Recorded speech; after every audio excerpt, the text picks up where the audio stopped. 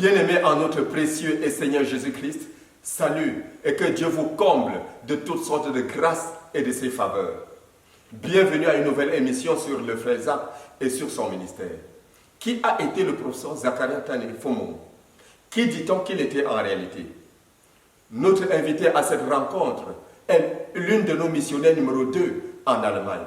Nous vous laisserons le soin de la découvrir.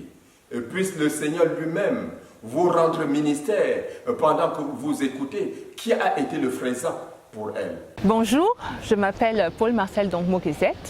Je suis mariée à Ghislain Dongmo-Gezet, premier missionnaire en Allemagne dans la ville de Francfort.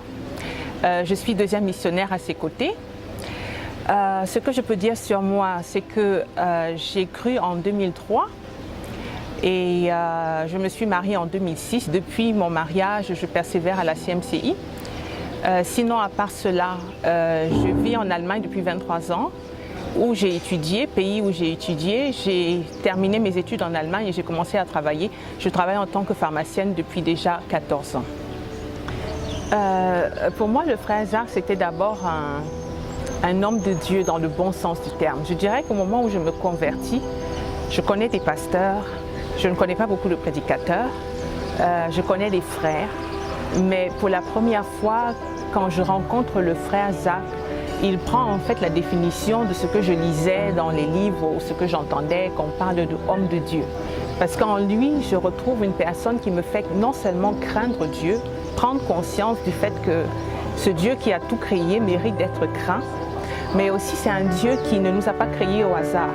Il attend des choses bien précises de nous, il a un appel pour la vie de chacun. C'est ce que je retrouve en ce qui concerne la personne du frère Zach.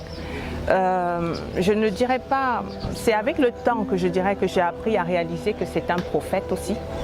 Et je ne voudrais pas dire des mots juste comme ça en l'air, mais ce que je retiens, c'est que c'est vraiment un homme de Dieu, quelqu'un qui m'a permis de comprendre ma place, qui m'a permis de comprendre pourquoi Dieu m'a créé et ce à quoi il m'appelait, et aussi à comprendre la réalité de la dimension spirituelle. Donc voilà un peu en gros ce que je peux dire en résumé en ce qui concerne ma manière de voir le frère Zach. Je dirais que ça commence dans les livres. Je disais que le premier livre que j'ai lu quand je venais de me convertir, il y avait à peine 2 semaines, était le livre « Comment réussir dans la vie chrétienne ». J'avais lu un autre livre chrétien, ou voire même d'autres livres chrétiens, et il suscitait en moi le désir de me rapprocher de Dieu d'une certaine manière, de savourer la vie chrétienne.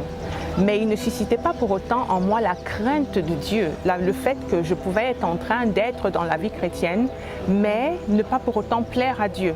Donc, dans ce livre, je découvre véritablement c'est quoi le péché, je découvre les idoles, je découvre le fait qu'on peut être attaché à des choses alors que ce n'est pas ce que Dieu veut, je découvre le renoncement. Donc voilà en gros ce que je vais dire en ce qui craint Dieu. Dans tous les livres du frère Zach que j'ai lus, il m'a fallu beaucoup d'années avant de sortir d'abord de cette impression de la crainte de Dieu. Tu ne peux pas lire ces livres sans aller faire des changements. Ce ne sont pas des livres que tu peux juste lire, savourer, être content d'avoir lu un livre chrétien et de terminer. Ce sont des livres qui appellent à la conscience. Ce sont des livres qui touchent à ta conscience, qui touchent à ton esprit, qui touchent à ton âme de manière très très profonde. Voilà dans la partie qui concerne la crainte de Dieu que je peux dire en ce qui concerne le frère Zach. Non, je n'ai même pas eu besoin de lire plus de 3 pages pour réaliser que c'était un prophète mais à cette époque-là, je ne pouvais pas encore dire prophète parce que je venais d'être nouvellement convertie. Je ne faisais pas encore moi les différences dans ces choses, mais prophète dans le sens que tout ce que je le voyais dire dans les livres touchait à ma personne, touchait à ma vie. Et c'était en fait vrai. Je sentais au travers de sa voix par les livres que c'est Dieu qui me parlait. Je découvre l'appel dans ma vie de par le fait que ces livres justement que je lis, particulièrement le deuxième livre, provoque en moi un désir de le partager avec d'autres personnes de mon environnement, de le partager particulièrement avec les Allemands que je connaissais. Je me suis convertie dans une église allemande. Les premières personnes avec qui je traite de la foi chrétienne sont des Allemands. Ça aurait peut-être été d'autres nationalités, ça aurait été la même chose. Donc il y a ce désir de partager ça avec d'autres. Et c'est comme ça que je me retrouve dans la traduction. Je ne connaissais pas encore c'était quoi l'appel missionnaire. je ne savais pas qu'un chrétien devait aller en mission. Je savais que, du moins qu'un chrétien devait être de manière active missionnaire. Je savais qu'un chrétien pouvait prêcher l'évangile comme il voulait, quand il voulait, mais qu'il avait été appelé à transmettre de manière systématique ce qu'il a reçu de Dieu pour que d'autres soient sauvés.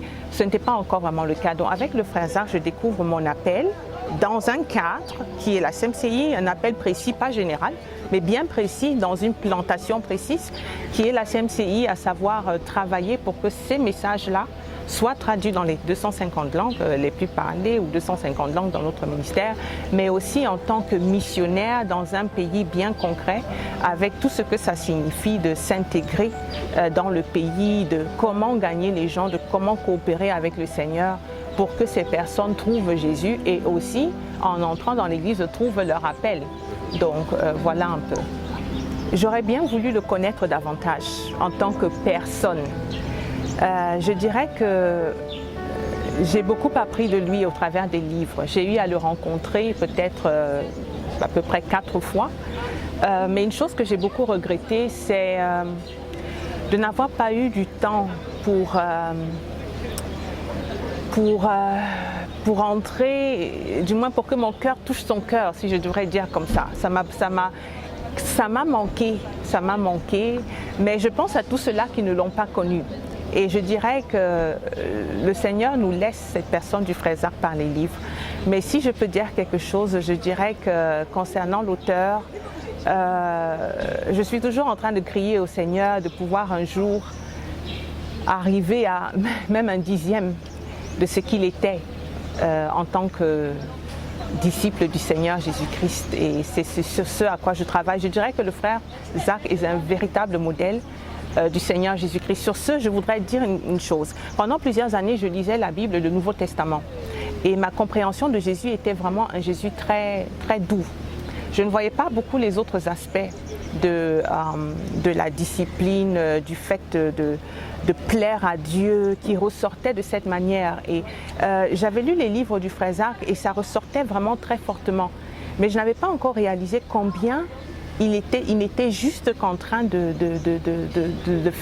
retransmettre le message même de Jésus. Après un certain nombre d'années, le Seigneur m'a accordé la grâce de relire le Nouveau Testament avec une autre crainte. À chaque passage du Nouveau Testament que je lis, j'ai l'impression que quand Jésus parle, c'est le frère Zach qui est en train de parler. Je ne le voyais pas comme ça avant. J'avais mis l'accent, peut-être par mon origine catholique, sur la partie douceur de Dieu, agneau de Dieu, mais l'accent de ce Dieu qui nous aime, qui est plein d'amour, mais aussi qui ne blague pas avec le péché, qui sait que nous pourrons être détruits si nous ne pratiquons pas un certain nombre de choses, n'était pas encore ressorti.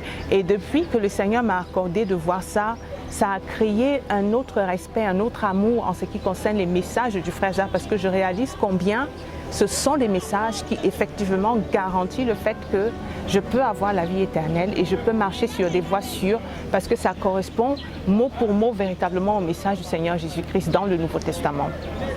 Gloire à notre Seigneur Jésus-Christ. Pour la sœur Marcel, le frère Zach a été un prophète et est un prophète au sens propre du terme. Le frère Zach l'a aidé à donner un sens à sa vie. Alléluia. Puisse le Seigneur Jésus nous bénir pendant que tu lis les livres et qu'il fasse aussi dans ta vie ce qu'il a fait dans la vie de notre sœur. Alléluia.